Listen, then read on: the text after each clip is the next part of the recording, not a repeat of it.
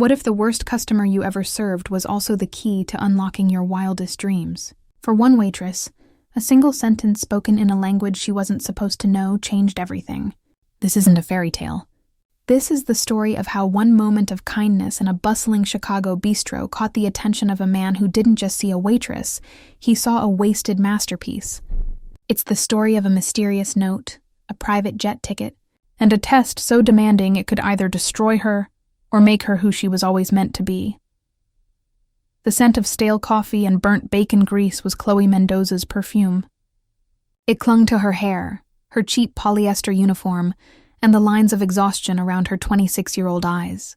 She worked at the Grand Bistro on Chicago's Magnificent Mile, a place that, like its name, pretended to be something grander than it really was. It had polished brass rails that were always smudged with fingerprints and red vinyl booths cracked like old leather. It was a purgatory for the city's part-time influencers, finance bros, and, in Chloe's case, forgotten academics. Every morning she tied her apron, the strings frayed from 1,000 shifts, and plastered on a smile that rarely reached her eyes. She was good at her job, efficient, polite, and nearly invisible. The perfect table clearer, no one reading their Wall Street Journal or complaining about their soup temperature could ever imagine that Chloe could analyze the semiotics of Renaissance art or debate French, existentialist philosophy. No one knew that 4 years ago, she had been a star student at New York University, NYU, living a life painted in the vibrant colors of her dreams. Then came the phone call, her father's heart attack, the collapse of his small construction business, the mountain of student loans and medical bills. Her dream dissolved overnight. She flew home, trading the cobblestone streets of Greenwich Village for the cracked pavement of a tiny apartment in Wicker Park she now shared with her friend, Sarah. New York became a ghost, a painful whisper of a life that belonged to someone else. "Order up," yelled Sal, the line cook, his voice a gravelly roar over the sizzle of the flat top. Chloe grabbed the heavy plates, the heat warming her forearms. "Thanks, Sal." She moved through the crowded bistro with a practiced grace, weaving between tables and busboys. Table 7 was her nemesis today, a man in a pinstripe suit, probably in his 40s, who had already sent back his orange juice because it had too much pulp. His name was Mr. Davis, and he was trying desperately to impress his much younger date, and make sure the steak is medium rare, he'd ordered earlier, snapping his fingers. "Not rare, not medium. If it bleeds, I send it back. If it's gray, I send it back. Got it, sweetie?" Chloe had just smiled. "Perfectly clear, sir." As she navigated the lunch rush, her eyes briefly scanned the room. In the back corner, a man sat alone. He was different from the usual bistro crowd. He wasn't on his phone or trying to be seen. He was just watching. He wore a simple dark gray cashmere sweater and charcoal trousers. No flashy watch, no ostentatious display of wealth. Yet the cut of his clothes and the quiet intensity in his gaze spoke of a different world. He nursed a single black coffee, and every time she passed, she felt his observant, not creepy, just analytical eyes on her. She'd pegged him as a writer, or maybe a professor. He had an air of quiet contemplation. 2 more lattes for table 4. Sarah, her roommate who worked the host stand while studying for the LSAT, whispered as they passed near the kitchen. "And Davis is flagging you again. He says his water tastes too municipal." Chloe sighed, rubbing her temple. "Of course he does. I'll get the Perrier." It was just another Tuesday, a relentless cycle of pouring coffee, taking orders, and absorbing the casual condescension of people who had never known what it felt like to choose between the electric bill and groceries. She headed toward Davis's table, her tray of bottled water perfectly balanced, unaware that this mundane, soul-crushing Tuesday was about to split her life in 2. The man in the corner took a slow sip of his coffee, his gaze following her, a flicker of something unreadable in his eyes. He wasn't just watching a waitress. He was waiting. The bell above the door chimed, announcing a new arrival.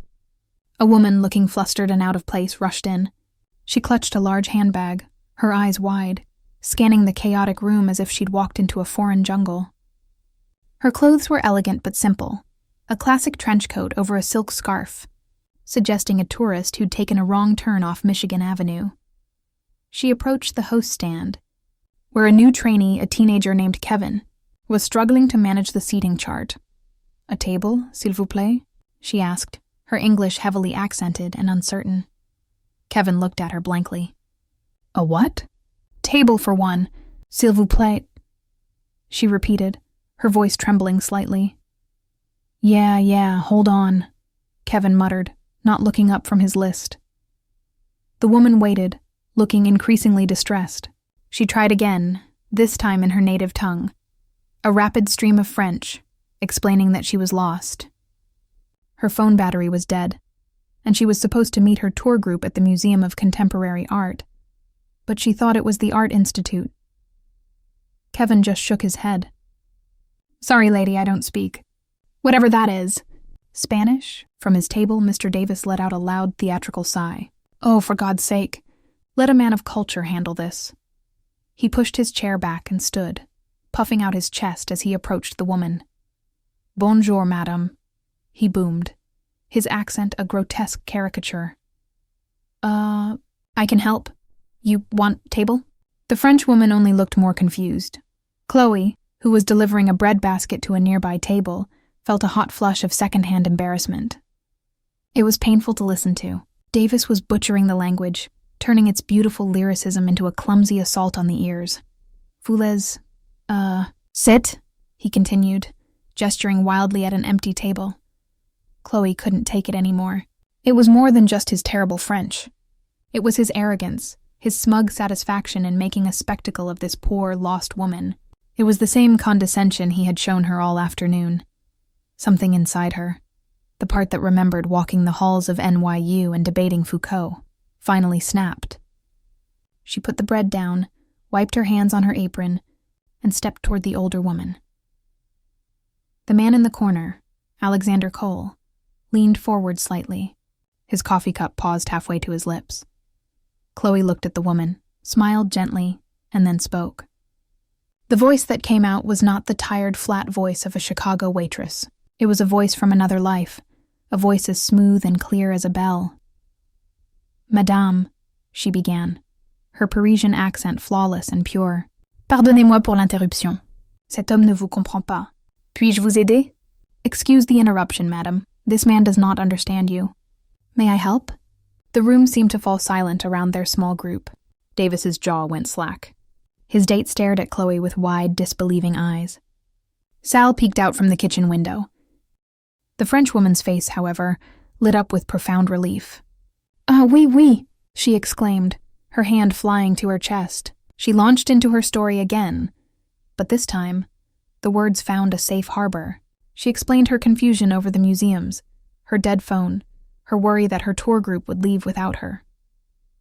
Chloe listened patiently, nodding and offering reassuring words. Madame, ne vous inquiétez pas, she said softly. It will be all right. She turned to Kevin. Kevin, can you please seat this lady at table 12 and get her a glass of water and a menu? Then she turned back to the woman. Please sit. Allow me to use my phone to call your tour guide. What is the company's name? As the woman, whose name was Madame Dubois, rummaged in her purse for the tour company's brochure, Chloe turned to face Mr. Davis. His face was a mottled shade of red, a mixture of fury and humiliation. If you'll excuse me, sir, Chloe said, her voice returning to its polite, professional tone. I'll get you that bottled water now. She didn't wait for a reply. She walked away, leaving him standing there, utterly deflated. She retrieved her phone from her locker, made a quick call, and resolved Madame Dubois' predicament. The tour bus was waiting for another hour. She gave the woman clear written directions on a napkin to a taxi stand just a block away. Madame Dubois was effusive in her gratitude, pressing a crumpled $20 bill into Chloe's hand, which Chloe gently refused. Bon voyage. C'est mon plaisir, madame. Have a safe trip. As Madame Dubois left, a quiet sense of satisfaction settled over Chloe. For the first time in a long time, she felt like herself. She had forgotten what that felt like. She went to clear Mr. Davis's table, expecting him to be gone. He was, but he'd left a measly $5 tip on a $150 bill. She wasn't surprised. What did surprise her was that the man in the corner was also rising to leave. He caught her eye as he pulled on a well-tailored navy overcoat. He gave her a small, almost imperceptible nod, a look of deep assessment in his eyes. He left a crisp $100 bill on his table for a $4 coffee and walked out without a word. Chloe pocketed the generous tip, feeling a small thrill of victory. She thought that was the end of it, a brief, satisfying moment of rebellion in an otherwise gray existence. She had no idea it was only the beginning. The rest of the shift passed in a blur of routine. The diner emptied. The frantic energy of the lunch rush was replaced by the quiet hum of the late afternoon. Chloe refilled salt shakers, wiped sticky ketchup bottles, and tried not to think about Mr. Davis's sneer or the surprising weight of the silent man's gaze. She was just Chloe, the waitress. The flash of the NYU student had been just that, a flash. When her shift finally ended at 5 p.m., she felt the familiar ache in her feet and the deeper ache in her soul. She slung her worn messenger bag over her shoulder and headed for the back exit. "Hey, Mendoza." She turned. It was Sal, wiping his hands on his greasy apron. He was holding something, a sleek black envelope. The quiet guy from the corner. "He came back a few minutes ago. Said he forgot to give you this. Told me to make sure you got it personally." Chloe frowned, taking the envelope. It was made of heavy, expensive cardstock, unlike anything she'd ever held. There was no name on it, no address, just a simple, elegant silver seal holding it closed. The stylized wings of what looked like a falcon. Weird, right? Sal grunted. Seemed like some spy movie crap. "Anyway, see you tomorrow." Chloe murmured her thanks and slipped out into the alley. The evening air was cool against her flush skin. Leaning against the brick wall under the dim glow of a security light, she broke the seal. Her fingers trembled slightly. Inside were 2 items. The first was a business card, as thick and black as the envelope. The silver falcon emblem was embossed at the top. Beneath it, in minimalist silver lettering, was a name and title: Alexander Cole, CEO, Cole Industries.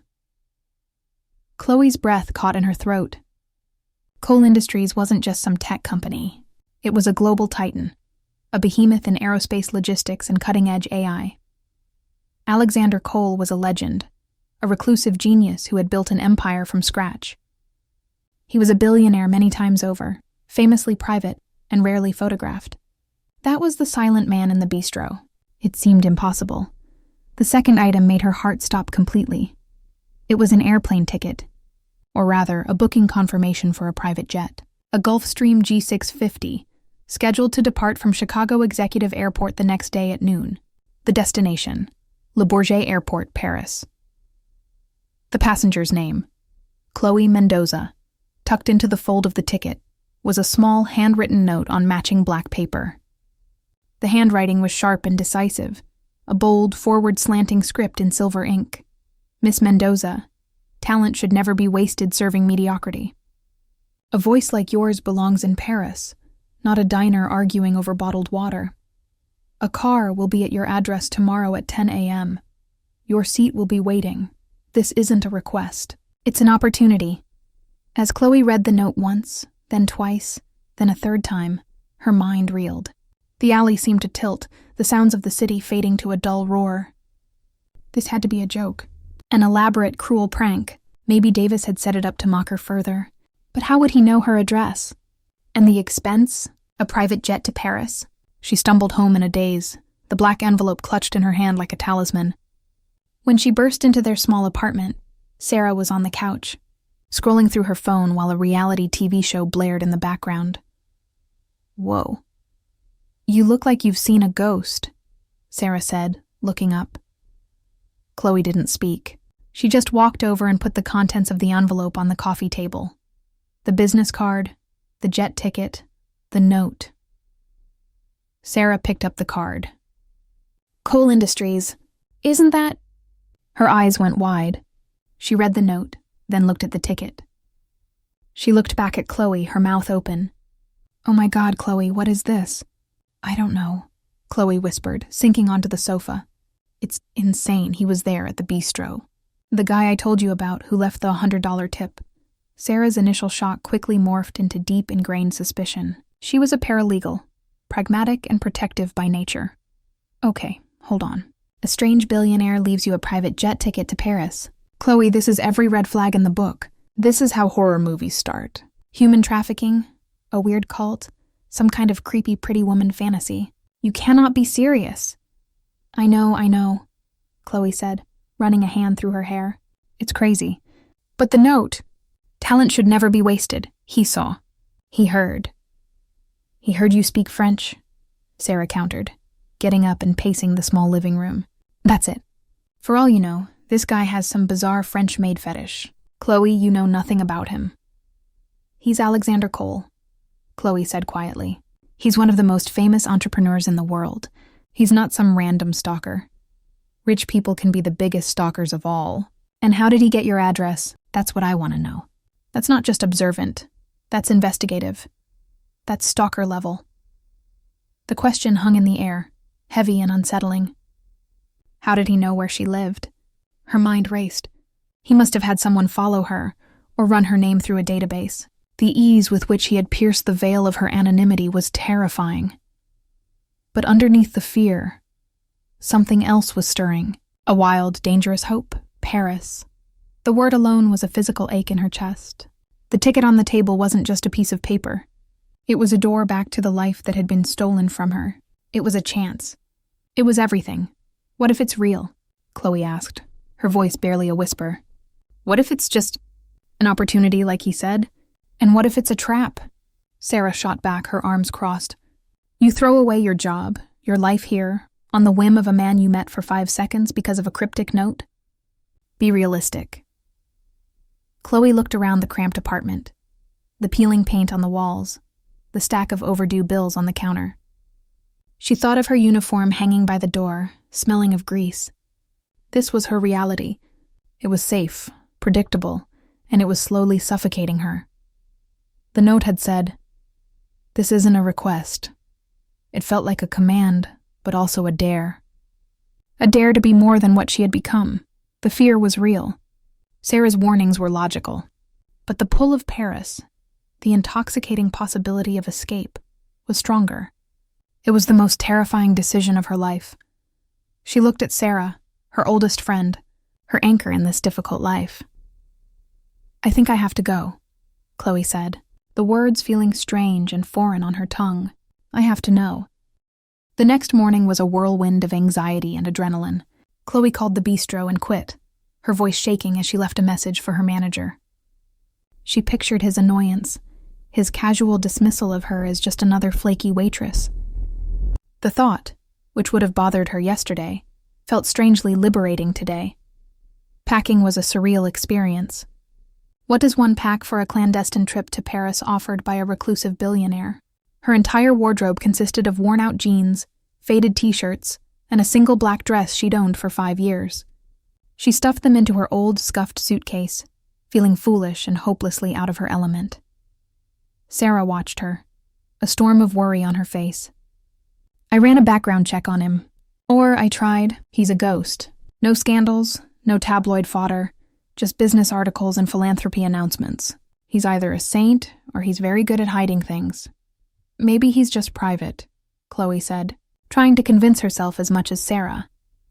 Private people don't summon waitresses to Paris with anonymous notes, Sarah retorted. I'm serious, Chloe. I've put a tracking app on your phone.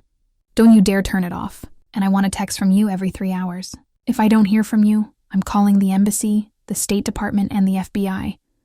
I swear to God. Chloe hugged her friend tightly, grateful for her fierce loyalty. I'll be careful. I promise. At 10 a.m. on the dot, a black Mercedes S-Class, so quiet it seemed to materialize out of the air, pulled up in front of their apartment building.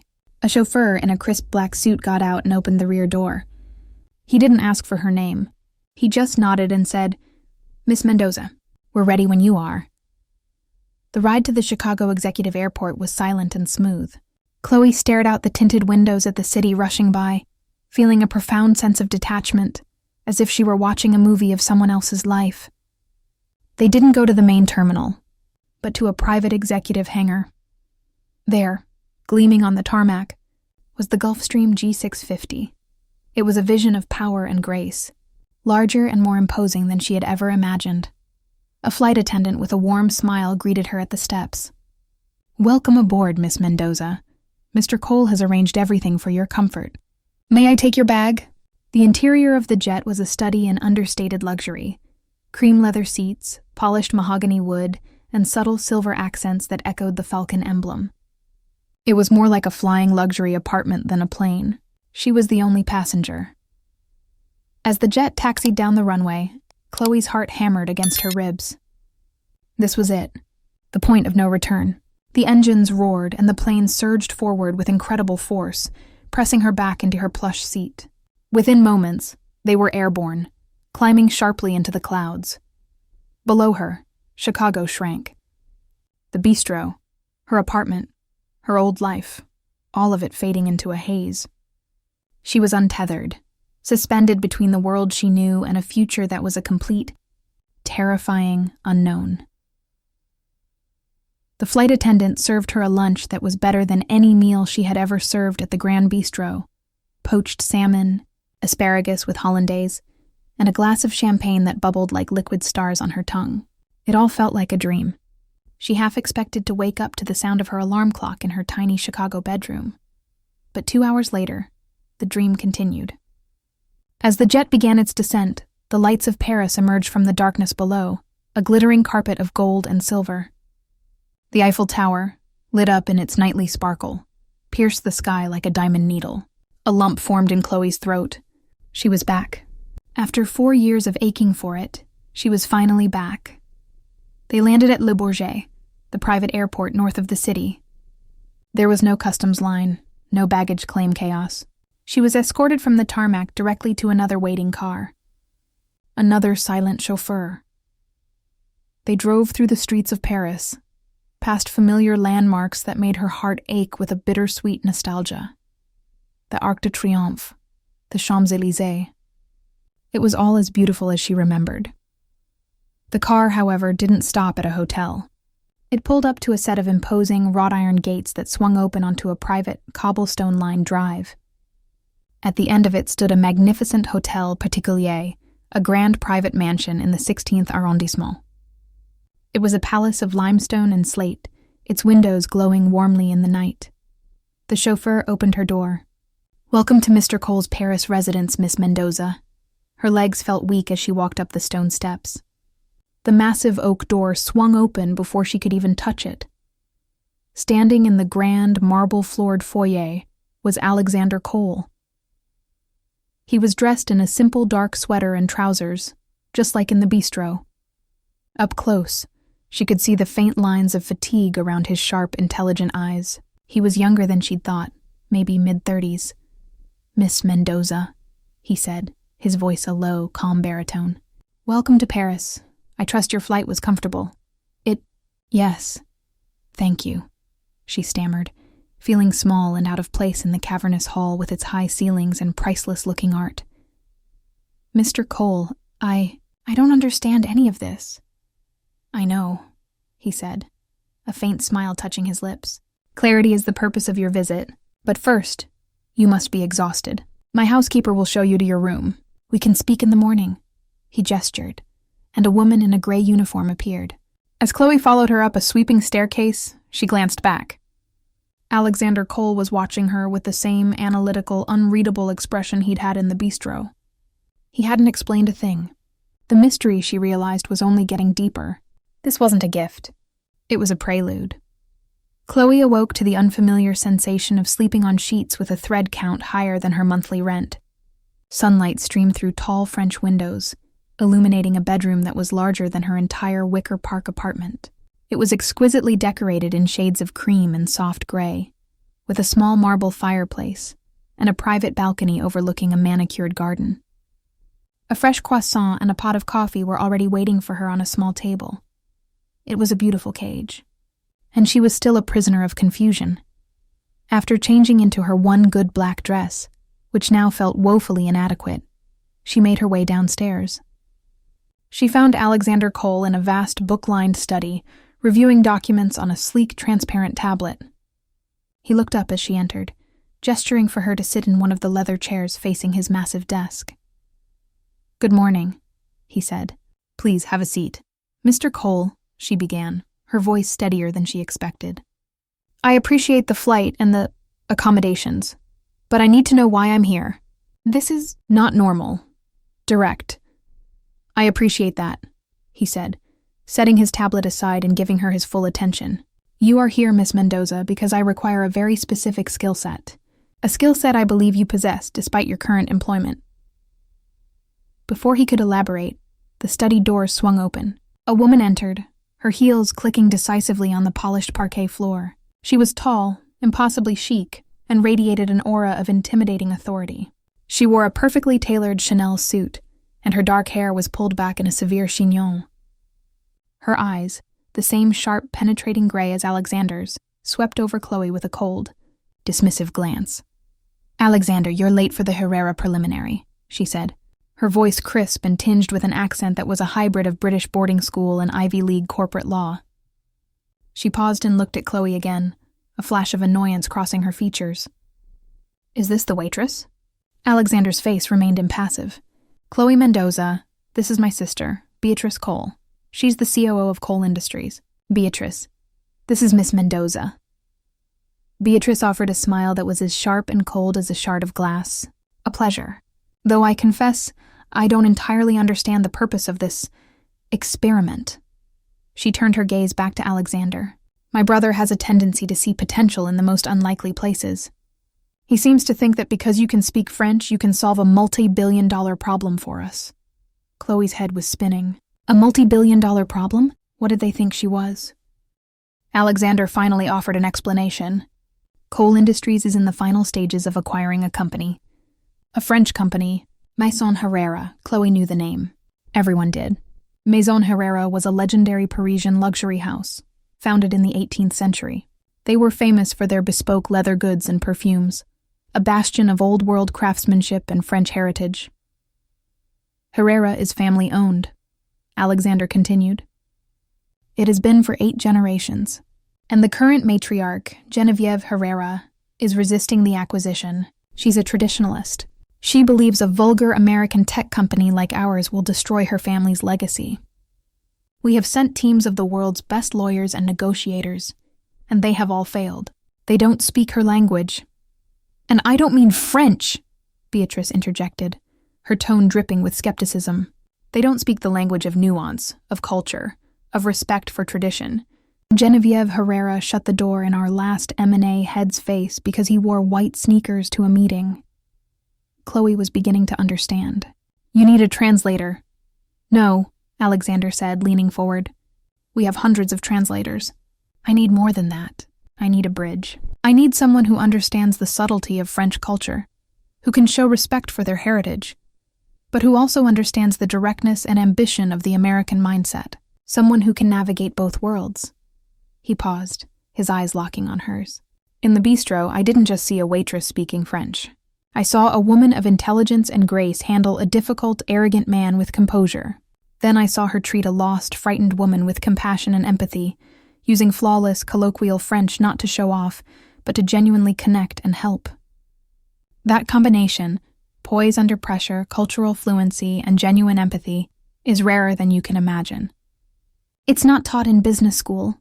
Beatrice let out a quiet, impatient sigh. It's a romantic notion, Alexander. A lovely story, but this is a $2.7 billion acquisition, not a social experiment. Miss Mendoza has no corporate experience, no background in finance or law. Yesterday she was serving brunch. The insult landed like a physical blow, but Chloe held her ground. She refused to let this woman diminish her. And what exactly did you do when you weren't a waitress? Beatrice pressed, narrowing her eyes. What hidden talents did my brother dig up with his little private investigation? The question confirmed Chloe's fears. He had investigated her. I was a student, Chloe said, her voice firm. At NYU, I studied art history and French cultural studies. I had to leave before I could finish my degree due to a family emergency. Alexander nodded slowly, as if this confirmed something he already knew. Beatrice, however, looked unimpressed. So, you're a college dropout, she stated flatly. My sister lacks a certain subtlety, Alexander said, shooting Beatrice a warning glance. Here's the situation, Miss Mendoza. This is not a vacation. It is, for all intents and purposes, a job interview. The most unorthodox job interview of your life. I want you to be part of the team that meets with Genevieve Herrera and her family. I don't want you to negotiate finances. I want you to listen. to observe, to build a bridge where we have only found walls. And if I succeed? Chloe asked. If you help us secure this deal, Alexander said, I will create a position for you at this company, Director of Cultural Integration for our European acquisitions. You will have a new life, a salary that will solve any family debt you may have, and a career that utilizes your real talents. I will also finance the completion of your degree, if you still wish it. It was an offer that was beyond comprehension. A lifeline not just to solvency, but to a life she thought was lost forever. And if I fail? Beatrice answered before Alexander could. If you fail, Miss Mendoza, a car will take you back to Le Bourget, and you will be on the next flight back to Chicago. You can get your old job back at the bistro. We will, of course, compensate you for your time. Her tone made it clear that failure was the only outcome she expected. The weight of their expectations, of the entire surreal situation, pressed down on Chloe. This was insane. They were asking her to walk into a corporate Shark Tank with nothing but a half-finished arts degree and her fluency in French. It was an impossible task. But then she thought of the bistro, the grease, the condescension, the slow grinding death of her spirit. Failure here meant returning to that. Success meant everything. She looked from Beatrice's cold, challenging stare to Alexander's quiet, expectant one. She took a deep breath. When's the meeting? The next 2 days were a brutal, high-speed education in the world of corporate acquisitions. Chloe was given an office in Coal Industries' Paris headquarters on the Place Vendôme, a space with a view that was likely worth more than she'd earned in her entire life. She was buried under an avalanche of files, financial reports, market analyses, legal documents, and most importantly, a thick dossier on Geneviève Herrera and her family. She devoured every page. She learned Geneviève was 78, a widow, and had run the company with an iron fist for 40 years. She was a legend in the fashion world, a purist who despised modern trends of fast fashion and influencer marketing. The file was filled with failed attempts by other companies to acquire Maison Herrera. Geneviève had dismissed them all as vulgar merchants, who wouldn't know a Birkin from a trash bag. Beatrice made her disdain for the situation clear. She would periodically sweep into Chloe's office, grill her on obscure financial data, and poke at her lack of experience. Do you even know what EBITDA means, Miss Mendoza? She'd ask with a smirk. No, Chloe admitted honestly. But I know that Madame Herrera's favorite artist is Jean-Honoré Fragonard, that she believes the soul of her company resides in the specific saddle-stitching technique developed by her great-grandfather, and that she sees this deal not as a financial transaction, but as the potential orphaning of her family's legacy. Maybe that's more important than earnings before interest, taxes, depreciation, and amortization. The answer left Beatrice momentarily speechless, which gave Chloe a small surge of confidence. She knew she couldn't compete on their turf. She couldn't talk finance or law, but she could understand people. She could understand culture. That had to be her strength. The day of the meeting arrived. Chloe was a bundle of nerves. A stylist, summoned by Alexander, had provided her with a simple, elegant navy dress from a discreet French designer and low heels. Understated. Respectful, the stylist had advised. The meeting was to be held at the Herrera flagship on the Rue Saint-Honoré, a hallowed space that felt more like a museum than a store. As their car pulled up, Chloe could see a small army of Coal Industries lawyers and executives waiting on the sidewalk, all looking tense. Alexander, Beatrice, and Chloe stepped out of the car. Alexander gave Chloe a reassuring nod. Remember, you're not here to speak for me. You're here to listen for me. Beatrice just sniffed. Try not to spill anything. They entered the building.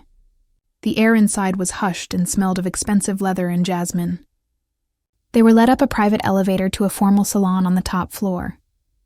And there, sitting in a Louis XV chair, was Geneviève Herrera. She was a small bird-like woman with sharp, intelligent eyes and perfectly coiffed silver hair. She was flanked by her 2 sons, both stern-faced men in their 50s. Introductions were made. When Chloe was introduced as part of our cultural liaison team, Genevieve's eyes lingered on her for a moment, a flicker of curiosity in their depths. The meeting began, and it was a disaster. Beatrice, taking the lead, launched into a sleek presentation filled with charts and projections about synergy, global market expansion, and shareholder value. She spoke with a cold, corporate precision that clearly grated on Madame Herrera. The matriarch listened, her face an unreadable mask. After 15 minutes, she held up a delicate, age-spotted hand. Assez. Enough. Her voice was soft but carried immense authority. Mademoiselle Cole, I have heard these words before. They are empty numbers on a page. You speak of scaling my brand. You speak of it as if it were a chain of coffee shops. You do not understand what we do here. The soul. Beatrice's professional smile tightened. Madame Herrera, with all due respect, the soul of a company doesn't pay its employees or fund its growth in a competitive global market. It was the wrong thing to say. A chill descended on the room. Madame Herrera's son, Antoine, spoke for the first time. My mother finds your approach aggressive, mademoiselle. The meeting deteriorated from there. The two sides were speaking different languages, just as Alexander had predicted. The Cole team spoke of efficiency and profit. The Herrera family spoke of heritage and artistry. Chloe remained silent, watching, listening. She noticed small details. She saw how Madame Herrera's hand rested on a particular leather-bound book on the table beside her. She noticed the painting on the wall behind her. Not a famous masterpiece, but a beautiful, intimate portrait of a woman in 18th century dress. It had the soft, romantic style of Fragonard, the artist mentioned in the file. As the meeting was about to end in a complete stalemate, Chloe felt a desperate urge to do something. This was her one shot. Alexander caught her eye, saw the question in her gaze. He gave the slightest of nods. Pardon, Madame Herrera, Chloe said, her voice quiet but clear. The entire room turned to look at her. Forgive my interruption. She stood up and walked, not to the negotiating table, but to the painting on the wall behind her. This is a beautiful piece, she said, speaking in French. Her accent, so different from the translator's formal textbook French, seemed to warm the air. The brushwork is so delicate. It reminds me of Fragonard, but it's more intimate, less theatrical. It's a family piece? Genevieve Herrera's austere expression softened for the very first time. She looked surprised and intrigued. You have a good eye, mademoiselle. That is a portrait of my great-great-grandmother, painted by one of Fragonard's lesser-known students. It is my most prized possession. She is reading, Chloe observed, looking closer.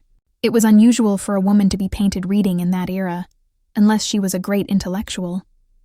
She must have been a remarkable woman. She was, Madame Herrera said, a note of pride in her voice. She is the one who convinced her husband, a simple saddle-maker, to create the first handbag for Queen Marie Antoinette. She was the true founder of our house, her vision. Beatrice was staring at Chloe, her mouth slightly open, a look of total disbelief on her face. The lawyers shuffled their papers, confused by this sudden turn in the conversation. Chloe turned from the painting to face Madame Herrera.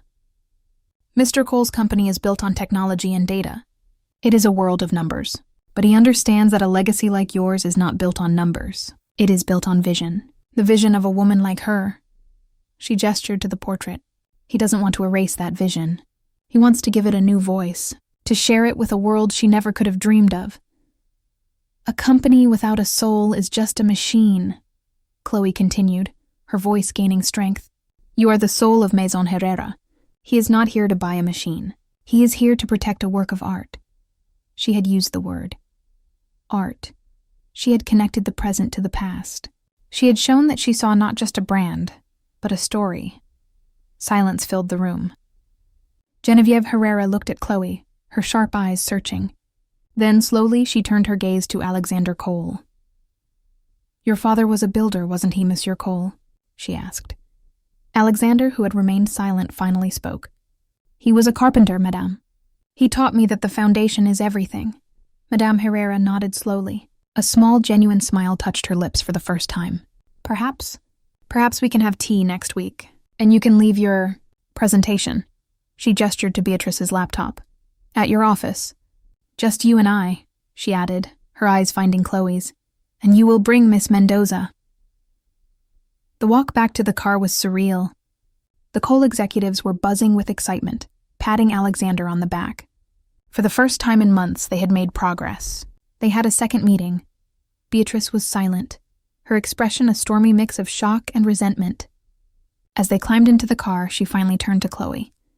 "That was a lucky trick," she said, her voice low and sharp. "A parlor game with an old painting."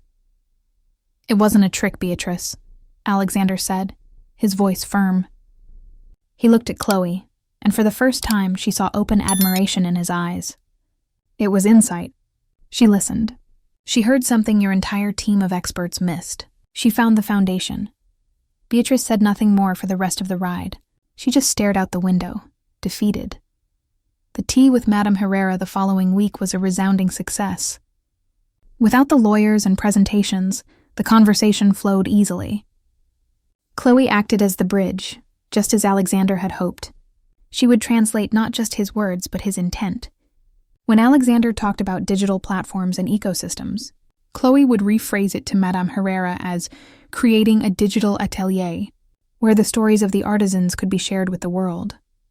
They talked for hours, not about money, but about art, history, and legacy. By the end of the week, the deal was signed. Maison Herrera was now part of Cole Industries, but with contractual guarantees protecting its heritage, its French workshops, and with Geneviève Herrera herself appointed to a lifetime seat on the board as guardian of the brand. The night the deal was finalized, Alexander hosted a small celebration at his mansion.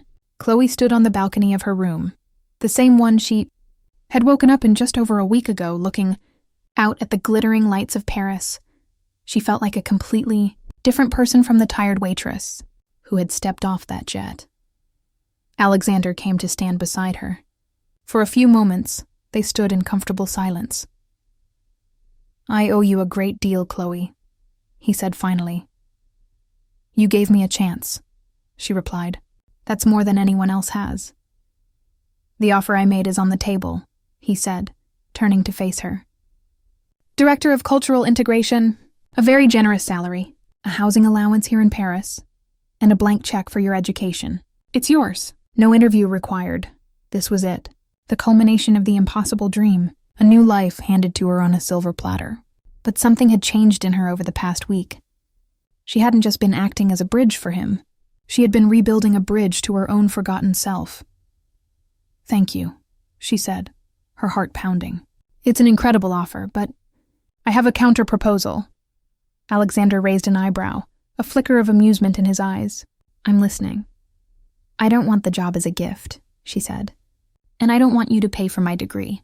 I want you to invest in me, not as an employee you discovered, but as a partner you value." She took a breath, summoning all the confidence she had earned. "I want to lead the Maison Herrera integration. Not as a department director, but as the project lead. Give me a budget and a team, and I want a performance-based contract.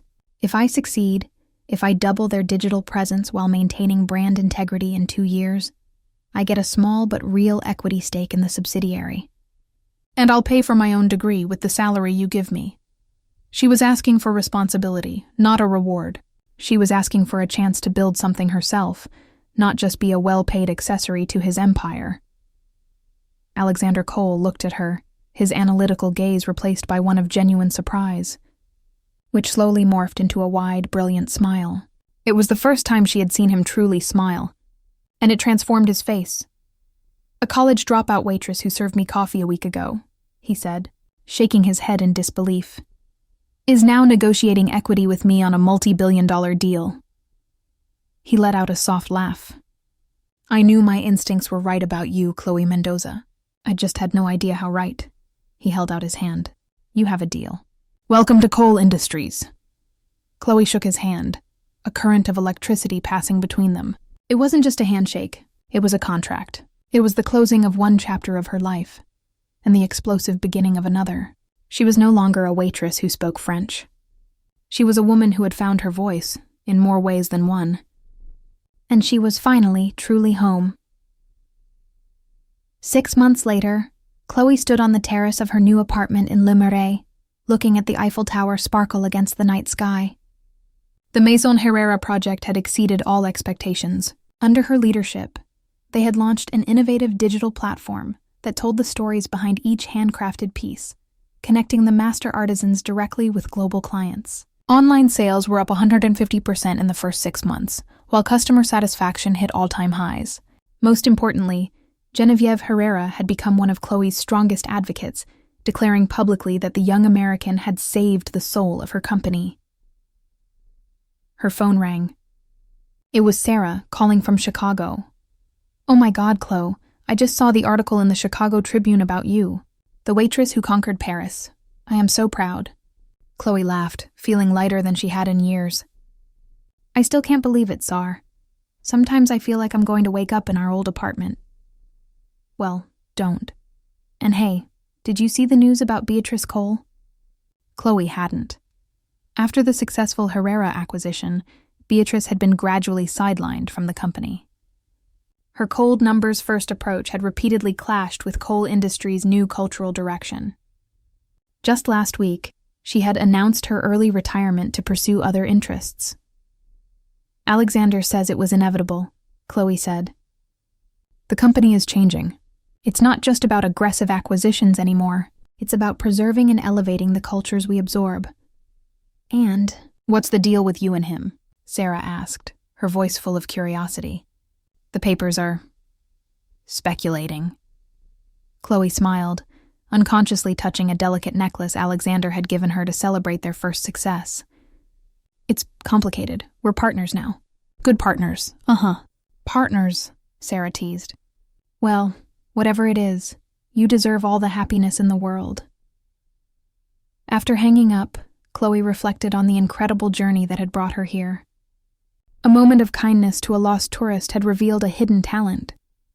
A sentence in French had caught a billionaire's ear, and one brave decision to get on a jet to the unknown had changed everything. Her apartment was just a few blocks from the Café de Flore, where she now regularly had breakfast before work. Sometimes she would see young waiters and waitresses rushing between tables, and she would remember that version of herself, not with shame, but with gratitude, that life had taught her empathy, resilience, and the value of dignity in any job. Next week, she was flying to New York to give a guest lecture at her alma mater, NYU. The topic: finding opportunity in the unexpected. She had completed her degree online, graduating with honors while running the Herrera project. Her story had become an inspiration for struggling students, for service workers dreaming of more, for anyone who felt trapped by circumstance. The media had labeled her a modern Cinderella, but she preferred to think of herself simply as someone who'd had the courage to say yes when opportunity called. As she looked out at the lights of Paris, her mind went to all the people still back where she had been a year ago, to the waitress in Chicago serving difficult customers, to the student in New York wondering if their dreams were too big, to the artist in Austin thinking talent wasn't enough. Her message to them was simple: hidden talent is worth more than any inherited wealth. Genuine kindness outplays funded arrogance, and sometimes a single conversation, one moment of courage, can rewrite your story completely. Chloe's journey wasn't just about a lucky break. It was a powerful reminder that who you are right now, in whatever job you're in, isn't the final chapter. Your hidden talents, your forgotten passions, the skills you think no one sees, they have immense value. It was a single moment of kindness and a sentence in French that changed Chloe's life. But it was her courage to get on the jet, her intelligence to see the real problem, and her confidence to demand her true worth that secured her future. What hidden talent do you have that the world just hasn't seen yet?